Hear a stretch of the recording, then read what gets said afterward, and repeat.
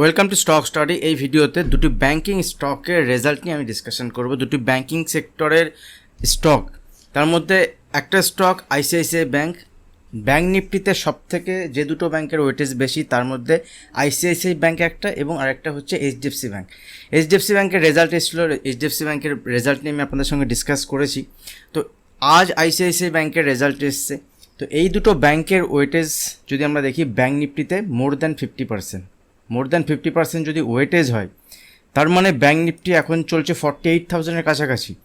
এই দুটো ব্যাংক থেকে কিন্তু ব্যাংক নিফটির 24,000 বা 25,000 বা তার বেশি এই দুটো ব্যাংক থেকে কিন্তু কন্ট্রিবিউশন আছে। তো এই দুটো ব্যাংকের স্টকের রেজাল্ট অ্যানালিসিস খুবই ইম্পর্টেন্ট। এই দুটো ব্যাংকের ইম্পর্টেন্ট লেভেল অ্যানালিসিস খুবই গুরুত্বপূর্ণ ব্যাংক নিফটিতে ট্রেড করার জন্য।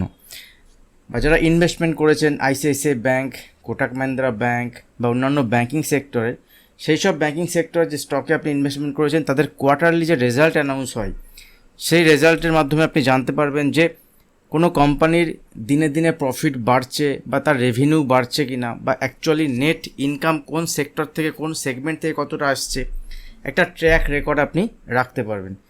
তো এই ভিডিওটি আমি আপনাদের সঙ্গে শেয়ার করছি যে এখান থেকে আইসিআইসিআই ব্যাংক এবং এর সঙ্গে সঙ্গে আরেকটা খুব ছোট ব্যাংক আইডিএফসি ফার্স্ট ব্যাংক, যে ব্যাংকটার আমরা খুব ভালো মুভমেন্ট লাস্ট 2-3 বছরে দেখেছি এবং একদম লোয়ার লেভেল থেকে স্টকের উপরের দিকে মুভমেন্ট হয়েছিল, 100 থেকে আবার নিচের দিকে কারেকশান এসছে, এখন 84-এর কাছাকাছি ট্রেড করছে। তো এই দুটো ব্যাংকের রেজাল্ট কেমন হলো এবং সেখান থেকে আগামী দিনের ইম্পর্টেন্ট লেভেল এই ভিডিওতে আমি ডিসকাস করবো। যদি ভিডিও ভালো লাগে অবশ্যই ভিডিওতে লাইক করবেন, আর যারা এখনও চ্যানেল সাবস্ক্রাইব করেনি চ্যানেল সাবস্ক্রাইব করে বেল আইকনটি প্রেস করবেন। তো প্রথমে চলে আসি আমরা এখানে আইডিএফসি ফার্স্ট ব্যাংকের যদি রেজাল্ট দেখি। দেখুন, আমি একটা ওভারভিউ আপনাদের সঙ্গে ডিসকাস করব। এই রেজাল্টের বেসিসে যে মুভমেন্ট এরকমটি হবে এরকম কোনো বিষয় নয়, কারণ রেজাল্ট যখন মার্কেটে আসে, কোয়ার্টারলি রেজাল্ট এবং অ্যাজ ওয়েল অ্যাজ এখানে যদি আমরা দেখি ফিনান্সিয়াল ইয়ারের যে এন্ডিং, মানে মার্চ 2024, দ্যাট মিনস লাস্ট 2023-র যে ফিনান্সিয়াল ইয়ার সেটা কিন্তু শেষ হয়েছে। তো তার ইয়ারলি রেজাল্টও এই ভিডিওতে আমি আপনাদের সঙ্গে ডিসকাস করব। তো একটা ওভারভিউ আমি আপনাদের সঙ্গে দেওয়ার চেষ্টা করব। দেখুন, এখান থেকে যদি আমরা দেখি কোয়ার্টারলি রেজাল্ট, তাহলে আইডিএফসি ফার্স্ট ব্যাংকের ক্ষেত্রে এখানে ডিসেম্বর 2023 কোয়ার্টারলি রেজাল্ট আছে, ডিসেম্বর 2023, ঠিক আছে, এবং মার্চ 2024, মানে লাস্ট 3 মাসের বেসিসে এখানে কোয়ার্টারলি রেজাল্ট অ্যানাউন্স হয়েছে। তো রেভিনিউ যদি আমরা দেখি এখান থেকে কতটা ব্যাংক কালেক্ট করেছে, সেটা হচ্ছে 7,880 crore, এগুলো সব কোটিতে। এবং এখানে এইবারে কত হয়েছে 8,220 টাকা, তার মানে এখানে রেভিনিউ বেড়েছে। ইন্টারেস্ট যেটা আছে, ইন্টারেস্ট দেখুন এখান থেকে কিন্তু বেড়েছে, দ্যাট ইজ গুড ইন্টারেস্ট। এবার দেখুন এখান থেকে এক্সপেন্স যদি আমরা দেখি, এক্সপেন্স কত হয়েছে, মানে ইন্টারেস্ট ইনকাম এটা হয়েছে। এক্সপেন্স যেটা হয়েছে, এক্সপেন্স মানে খরচ, লাস্ট কোয়ার্টারের থেকে এখানে খরচ বেড়েছে। এই যে খরচটা বেড়েছে, এটা মোস্ট প্রবাবলি আইডিএফসি ফার্স্ট ব্যাংকের ক্ষেত্রে যে খরচটা বেড়েছে সেটা হতে পারে তাদের যে এমপ্লয়ি কস্ট, এই এমপ্লয়ি কস্টটা বেড়েছে। মানে আইডিএফসি ফার্স্ট ব্যাংকে যদি আমরা দেখি, আইডিএফসি ফার্স্ট ব্যাংক খরচ করছে, মানে ব্যাংকটা যেহেতু ছোট, ব্যাংকটাকে দাঁড় করানোর জন্য খরচ করছে, কারণ ব্যাংকের গ্রোথ কিন্তু আছে। বাট এই কোয়ার্টারে কমপ্লিট অ্যানালিসিস করার পরে আমরা জানতে পারবো যে অ্যাকচুয়ালি কী হয়েছে। তো দেখুন এখান থেকে তাহলে খরচ বেড়েছে, মানে তার যে এক্সপেন্সেস, এবং এই এক্সপেন্সের যদি ডিটেলস জানতে চাই তাহলে আমাদের মেন যে পিডিএফ যেটা আছে, যেটা ব্যাংক পাবলিশ করেছে সেটা দেখতে হবে। তো একটু পরে আমরা সেটাও দেখবো, জাস্ট একটা ওভারভিউ আমি দেখে নিই এখান থেকে। তো দেখুন এখান থেকে যদি আমরা নেট প্রফিট দেখি, নেট প্রফিট এখানে বেড়েছে না, নেট প্রফিট সেম আছে 732 কোটি টাকা, নেট প্রফিট 732 কোটি টাকা। তাহলে এখানে রেভিনিউ বেড়েছে, ইন্টারেস্ট ইনকাম বেড়েছে, অথচ এখানে যদি আমরা দেখি, অথচ এখানে নেট প্রফিট একই আছে। কেন নেট প্রফিট একই আছে? দেখুন ব্যাংকের যদি এখানে আদার ইনকাম দেখি, আদার ইনকামও বেড়েছে, সব কিছুই বেড়েছে। বাট এখানে যদি আমরা দেখুন ফিনান্সিং প্রফিট যদি দেখি, সেটা কিন্তু এখানে ফিনান্সিং প্রফিট এখানে কমেছে, বেশি করে কমেছে। তো একটু যদি আমরা ব্যাংকের ক্ষেত্রে গিয়ে দেখি, এখানে দেখুন ইয়ারলি বেসিস যদি একবার দেখি, দেখুন ইয়ারলি যদি আমরা দেখি, ইয়ারলিও কিন্তু এখানে রেভিনিউ বেড়েছে, রেভিনিউ ইয়ারলি বেড়েছে এখান থেকে 22,728 কোটি টাকা থেকে 30,000 এত কোটি টাকা, মানে ইয়ার অন ইয়ার বেসিসে। বাট নেট প্রফিট যদি আমরা দেখি, নেট প্রফিট ইয়ার অন ইয়ার বেসিসে এখানে কিন্তু সেটাও বেড়েছে, নেট প্রফিটও বেড়েছে। বাট কোয়ার্টার অন কোয়ার্টার বেসিসে নেট প্রফিট বাড়েনি। ইয়ার অন ইয়ারের বেসিসে এখানে 2,485 কোটি টাকা থেকে 2,942 কোটি টাকা হয়েছে। চলুন দেখি পূর্ণাঙ্গ রিপোর্ট যদি একটুখানি দেখে নিই, ফুল রিপোর্ট, সেখানে আমাদেরকে জানতে হবে যে অ্যাকচুয়ালি এখানে রেভিনিউ বাড়লেও কেন ব্যাংকের এখানে নেট প্রফিট বাড়েনি। তার কারণ হচ্ছে প্রভিশন। ব্যাংকের ক্ষেত্রে প্রভিশন খুব ইম্পর্টেন্ট। প্রভিশন মানে কি, আমি আগের অ্যানালিসিস ভিডিওতে আপনার সঙ্গে শেয়ার করেছিলাম। প্রভিশন মানে হচ্ছে এরকম যে ব্যাংক এখান থেকে যে লোন দিয়েছে, ব্যাংকের যে ইনকাম, সেই লোন দেওয়ার পরে কত লোন সে তুলতে পারছে না, মানে মার্কেটে তো লোন তো দিয়েছে, এবার মাসে মাসে তাকে টাকা তুলতে হবে। তো যে টাকা তার মনে হচ্ছে যে এখান থেকে যে এই টাকাটা সে আমি তুলতে পারবো না, সে তুলতে পারবে না, সেই টাকাটা সে প্রভিশন হিসেবে রেখে দেয়। যদি আমরা প্রভিশন দেখি, দেখুন টোটাল এক্সপেন্ডিচার, এখানে অপারেটিং প্রফিট সব কিছু ঠিক আছে। এখানে নেট প্রফিট যদি আমরা দেখি 7,000, এই 72,000, এটা কিন্তু কোয়ার্টার অন কোয়ার্টার বেসিসে, ঠিক আছে। কোয়ার্টার এন্ডেড 31st ডিসেম্বর 2023, আর এটা 31st মার্চ 2024, মানে কোয়ার্টার অন কোয়ার্টার বেসিসে যদি দেখি, কোয়ার্টার অন কোয়ার্টার বেসিসে দেখুন এখানে কিন্তু বাড়েনি, প্রফিট বাড়েনি। বাট যদি ইয়ার অন ইয়ার বেসিসে দেখি, তাহলে এখানে প্রফিট কিন্তু বেড়েছে। এই যে প্রফিট যে বাড়েনি, তার কারণ কি? তার কারণ হচ্ছে আমার যেটা মনে হচ্ছে এটা হচ্ছে প্রভিশন। দেখুন প্রভিশন যদি আমরা এখানে দেখি 8 নম্বরে যেটা আছে, প্রভিশন ছিল 65,000 কোটি টাকা, 481 কোটি টাকা, সেখান থেকে প্রভিশন বেড়ে হয়েছে 72,231 কোটি টাকা। প্রভিশন বাড়া মানে কি, যে লোনটা সে তুলতে পারবে না মনে হচ্ছে, সে তাকে ব্যাংকে দেখাতে হবে আগে থেকে যে এটা আমি তুলতে নাও পারতে পারি, আবার পারতেও পারে, হয়তো পরের কোয়ার্টার যখন আসবে তখন হয়তো এই লোনটা সে রিকভার করতে পারছে। তখন প্রভিশনের ক্ষেত্রে আমরা কী দেখবো? প্রভিশনের ক্ষেত্রে সে কম প্রভিশন রাখবে। তো প্রভিশন যদি বেশি হয় তাহলে সেটা নেট প্রফিট তখন কমে যায়। তো সেই জন্যই কিন্তু এখানে নেট প্রফিট কমে গেছে আমরা দেখতে পাচ্ছি। এবং যদি আমরা বাজারের এস্টিমেট দেখি, বিভিন্ন যে এজেন্সিগুলো থাকে তারা একটা এস্টিমেট করে, বিভিন্ন অ্যানালিস্টরা একটা এস্টিমেট করে যে বিভিন্ন ফ্যাক্টরকে ডিসকাউন্ট করে যে আইডিএফসি ফার্স্ট ব্যাংকের এবারে কেমন রেজাল্ট আসতে পারে। তো ইয়ার অন ইয়ারের বেসিসে রেজাল্ট যদি দেখি, ইয়ার অন ইয়ারের বেসিসে ঠিক আছে, কোনো অসুবিধা নেই। এখানে ইয়ার অন ইয়ার বেসিসে কিন্তু প্রফিট বেড়েছে, মানে বছর বছর। ব্যাংকের ক্ষেত্রে আরেকটা ইম্পর্টেন্ট পয়েন্ট যেটা, সেটা হচ্ছে এনপিএ। যদি আমরা এনপিএ দেখি, এনপিএ বেড়েছে না কমেছে আইডিএফসি ফার্স্ট ব্যাংকের, এটাও কিন্তু একটা ব্যাংকের গ্রোথের জন্য খুব ইম্পর্টেন্ট। এনপিএ মানে হচ্ছে নন পারফর্মিং অ্যাসেট। এনপিএ এখানে কমেছে, দ্যাট ইজ গুড। দেখুন এখানে গ্রস এনপিএ যদি দেখি, অ্যামাউন্ট অফ গ্রস এনপিএ সেটা কমেছে, দ্যাট ইজ গুড। এখান থেকে যদি আমরা পার্সেন্টেজ ওয়াইজ দেখি, দেখুন 2.04% থেকে 1.88% কমেছে, দ্যাট ইজ গুড। এখান থেকে এটা ভালো।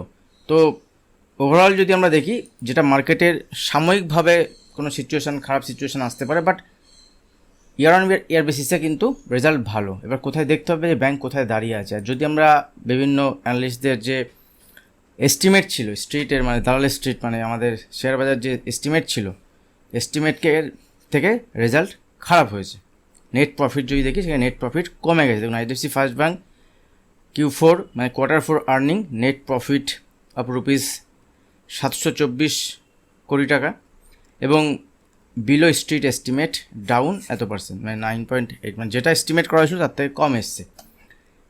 তো লেটস সি এখন আইডিএফসি ফার্স্ট ব্যাংকের ইম্পর্টেন্ট লেভেল যদি আমরা দেখি, দেখুন আইডিএফসি ফার্স্ট ব্যাংক এখন যেখানে ট্রেড করছে, আমরা যদি দেখে নিই আইডিএফসি ফার্স্ট ব্যাংক, একটুখানি আমি চার্টে দেখে নেবো, ভিডিও একটু বড় হতে পারে, আরেকটা ব্যাংক নিয়ে আমি ডিসকাশন করবো এখানে।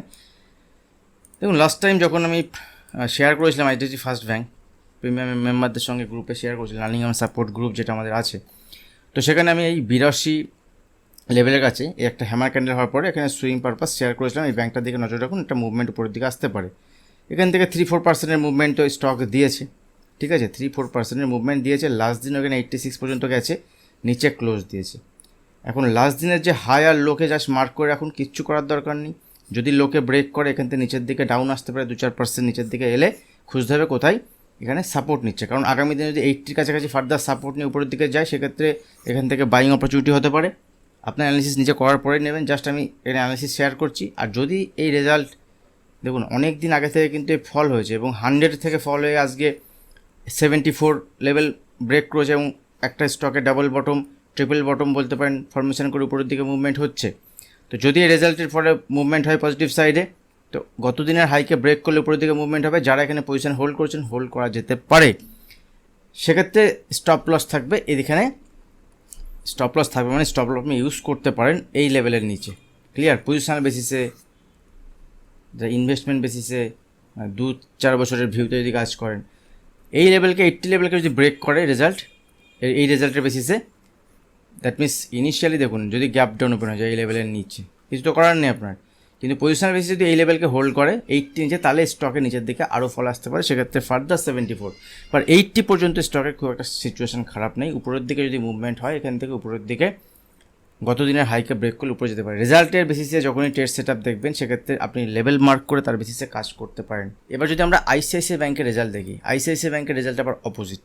দ্যাট মিনস দেখুন কোনো স্টক যখন বাড়ে, লাস্ট 2 বছর 3 বছর ধরে দেখবেন যখন কোনো স্টক বাড়ছে তার পিছনে রিজন থাকে, কারণ থাকে। আইডিএফসি ফার্স্ট ব্যাংক 400 টাকার স্টক আজকে 1100 টাকা। সেই সমসাময়িক যদি আপনি এইচডিএফসি ব্যাংক দেখেন, এইচডিএফসি ব্যাংক একই জায়গায় বরং তার থেকে নিচে আছে। তার কারণ কি? দেখুন রেজাল্টে গেলে আপনি পুরোটা বুঝতে পারবেন। দেখুন যদি আমরা রেজাল্ট দেখি 2022-এর পরের থেকে যদি কোয়ার্টার অন কোয়ার্টার রেজাল্ট দেখি, তাহলে এখানে দেখুন প্রত্যেকটা কোয়ার্টারে, এভরি কোয়ার্টার আপনি দেখুন, আমি জাস্ট আপনাকে একবার দেখিয়ে দিই। রেভিনিউ দেখুন, এখানে প্রত্যেক কোয়ার্টারে রেভিনিউ বেড়েছে। দেখুন 2022 সেপ্টেম্বর, ডিসেম্বর, মার্চ সব কোয়ার্টারলি রেভিনিউ বেড়েছে। যদি আমরা নেট প্রফিট দেখি, দেখুন এভরি কোয়ার্টারে, আমি দেখুন এখান থেকে চলুন আমি এখান থেকে 2021-এর জুন থেকে দেখছি, মার্চ থেকে দেখছি, করোনার পরের থেকে, ঠিক আছে, প্রত্যেক কোয়ার্টারে দেখুন এখানে নেট প্রফিট ইনক্রিজ করে গেছে, নেট প্রফিট ইনক্রিজ করে গেছে। তো এটা খুব ইম্পর্টেন্ট যখন আপনি ইনভেস্টমেন্ট করছেন বা সুইং পজিশন ট্রেডিং করছেন। সেক্ষেত্রে যে স্টকে আপনি পয়সা লাগাচ্ছেন, যে স্টকে আপনি টাকা লাগাচ্ছেন, সেই স্টকের প্রফিটেবল তো, সেই স্টক কোয়ার্টার অন কোয়ার্টার বেসিসে প্রফিটেবল তো, নাকি আপনি জাস্ট নিউজ শুনে কারোর মুখে শুনে করছেন। এখানে যদি রেভিনিউ দেখি আমরা ইয়ার অন ইয়ার বেসিসে, দেখুন ইয়ার অন ইয়ার বেসিসে নেট প্রফিট যদি দেখি, তাই নেট প্রফিট এখানে দেখুন কীভাবে 2019-এর পরে 2020-র পরে তো ধরি আমরা, 2020-তে তো কমে গেছিলো, তারপরে দেখুন 20,000 কোটি টাকা, 26,000 কোটি টাকা, 35,000 কোটি টাকা, এখনও পর্যন্ত টিল নাও এবছরে দেখে 46,000 কোটি টাকা নেট প্রফিট, 46,000 সামথিং। তাহলে এই ব্যাংকটা কিন্তু খুবই ভালো এখনও পর্যন্ত পারফর্ম করছে এবং ব্রেকআউট লেভেলের কাছে ট্রেড করছে। আমি লাস্ট দিন শেয়ার করেছিলাম, যা কিছু আমি ইন্টারডে বেসিসে শেয়ার করি আমি প্রিমিয়াম গ্রুপে শেয়ার করি। প্রিমিয়াম লার্নিং সাপোর্ট সবার জন্য গ্রুপ, ফ্রি গ্রুপ। শুধু ভিডিও নিচে ডিসক্রিপশন বক্সে অ্যাকাউন্ট ওপেনিং লিঙ্ক থেকে অ্যাকাউন্ট ওপেন করে অপশনে ট্রেড করুন। যদি আপনি ট্রেড করেন মার্কেটে তাহলে আপনার জন্য এই গ্রুপ থাকবে, আর যদি ট্রেড না করেন সেক্ষেত্রে ওই গ্রুপে জয়েন হওয়ার কোনো প্রয়োজন নেই, তাহলে সম্পূর্ণ ফ্রি থাকবে। আচ্ছা, যদি আমরা ওই স্টকে আমি শেয়ার করেছিলাম ব্রেকআউট লেভেলের কাছে, তো দেখবো আমরা স্টকে কেমন হয়েছে। আর যদি ওভারঅল রেজাল্ট দেখি, ওভারঅল রেজাল্টের ক্ষেত্রে দেখুন এখানে রেভিনিউ বেড়েছে কোয়ার্টার অন কোয়ার্টার বেসিসে যদি দেখি, ঠিক আছে, 40,000 কোটি টাকা থেকে 42,000 কোটি টাকা হয়েছে। ইন্টারেস্ট ইনকাম যদি দেখি সেটা 19,000 কোটি টাকা থেকে 20,000 কোটি, 19,400 থেকে 20,400 কোটি টাকা। এক্সপেন্সেসও বেড়েছে, এখানে খরচও বেড়েছে, কিন্তু যেটা খরচটা অনেক বেড়েছে। এবং এই খরচ যদি আমরা দেখি, এখানে খরচ যে বেড়েছে এমপ্লয়ি কস্ট সেমই আছে, তাহলে আদার্স অন্য কারণে খরচ বেড়েছে। আইডিএফসি ফার্স্ট ব্যাংকের ক্ষেত্রে এমপ্লয়ি কস্ট বেড়েছিল, ঠিক আছে।